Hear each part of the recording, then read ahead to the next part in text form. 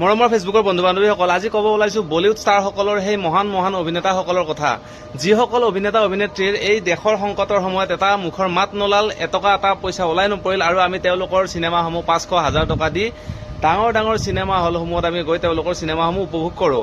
আৰু তেওঁলোকৰ সেই যিবিলাক উদ্যাম নৃত্য বা তেওঁলোকৰ যি ফকতীয়া অভিনয়, সেইবিলাকৰ নামত আমি ইমান হাজাৰ হাজাৰ টকা দিওঁ, কিন্তু দেশৰ এই সংকটৰ সময়ত তেওঁলোকৰ এটাও মাত ফুটা নেদেখিলোঁ। তাৰ বিপৰীতে পাকিস্তানৰ যিবিলাক একদম চাপৰি ইউটিউবাৰ আছে, যিবিলাক ৰাস্তাত একদম মানে বেকাৰ মানুহ আছে, যোনেই নহওক মানে দেশৰ কাৰণে তেওঁলোক সকলো ওলাই আহিছে, কিন্তু আমাৰ বলিউডৰ এই অভিনেতা অভিনেত্ৰীসমূহ যিসকলে আৰ্মি বা দেশৰ যিকোনো সেনা জোৱানৰ লাইফ বায়'পিক বনাই, ডাঙৰ ডাঙৰ চিনেমা বনাই, বহুত কোটি কোটি টকা ঘটে, কিন্তু এই দেশৰ বিপদৰ সময়ত তেওঁলোকে 1 টকা এটাও দান নকৰে।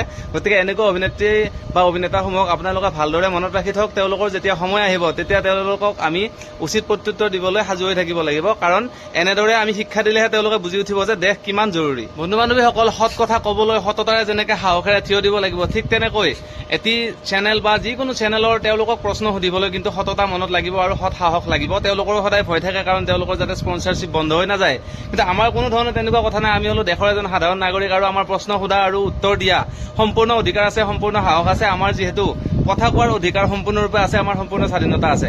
যেতিয়া কোনো এজন বলিউড চেলিব্ৰিটিৰ ল'ৰা ছোৱালী জন্ম পাব বা তেওঁলোকে মদ খাই ক'ৰবাত বাৰত উদ্ভণ্ডালি কৰিব, যেতিয়া তেওঁলোকে চুটি কাপোৰ পিন্ধি আহিব, তেতিয়া কিন্তু বুমটো লৈ পিছে দৌৰি ফুৰে, আপুনি কি ক'ব খুজিব, কাৰণ তাতে তেওঁলোকে বেছিকে TRP পাব। কিন্তু দেশৰ সেনা জোৱান এজনৰ বিষয়ে যদি তেওঁলোকে ভিডিঅ' বনায়, তেওঁলোকে TRPটো নাপায়, কাৰণ দেশৰ সেনা জোৱানৰ ভিডিঅ' খুব কমেই চায়। কাৰণ আমাৰ মানুহৰ আজিকালি মানসিকতাটোৱে এনেকুৱা হৈ গৈছে, বা সদায় আমি দেখি এনেকুৱা এটা মানসিকতা গঢ় দি লৈছো যে ক'বলৈ লাজ লাগে।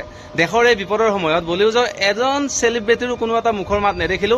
যিসকলে ডাঙৰ কোটি কোটি টকাৰ মানে এডসমূহ কৰি থাকে, তেওঁলোকেও কিন্তু দেশৰ এই সংকটৰ সময়ত 1 টকা এটা উলিয়াই নিদিলে, বৰ লাজৰ কথা।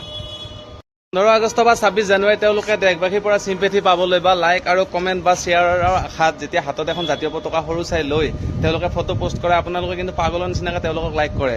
ইয়াৰ বিপৰীতে কিন্তু বলিউডৰ চেলিব্ৰিটিৰ বিপৰীতে চাউথ ইণ্ডিয়াৰ আপোনালোকে ষ্টাৰবিলাক চাব। মই উদাহৰণস্বৰূপে ক'ব ওলাইছোঁ আলু অৰ্জুন। তেওঁ কিন্তু নিজৰ ফেচবুক পেজ, নিজৰ এক্স হেণ্ডেল, তাতে তেওঁলোকে শ্বেয়াৰ কৰিছে দেশৰ এই বিপদৰ সময়ত তেওঁলোকে মানে ভাৰতীয় সেনাক মানে সঁহাৰি জনাইছে। কিন্তু বলিউড ষ্টাৰসকলৰ ক্ষেত্ৰত মই এই বস্তুটো নেদেখিলোঁ। আপোনালোকে বাৰু কি ভাবে জনাবচোন। আপোনালোকৰ চকুত যদি এনেকুৱা কিবা এটা বস্তু দেখিছে, আপোনালোকে আমাক কমেণ্টত জনাব। যদি কোনোবাই কৰিছেও, মই মানে দৃষ্টিগোচৰ হোৱা নাই এতিয়ালৈ, আপোনালোকে নিশ্চয় জনাব বুলি আশা থাকিল। ভিডিঅ'টি শেষলৈকে চাই থকাৰ বাবে বহুত ধন্যবাদ। ভাল লাগিলে ভিডিঅ'টি শ্বেয়াৰ কৰি দিব।